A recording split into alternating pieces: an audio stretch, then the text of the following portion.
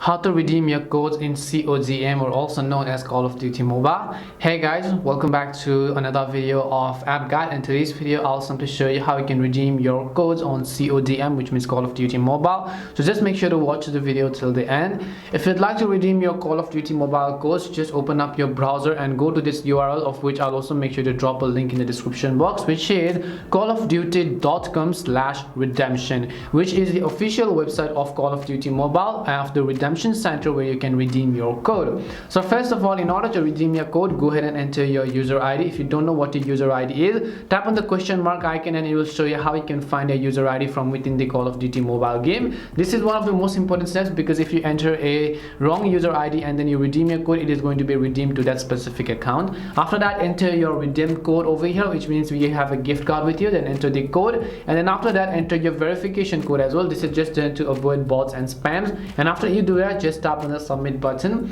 and you would have successfully redeemed your code in Call of Duty Mobile. That's all it takes to redeem your Call of Duty Mobile code. We hope the video was really helpful, and if it did help you, then make sure to leave a like and subscribe to my channel. If you have got any more questions, feel free to leave them down. Thank you very much for watching, and see you soon in our next video.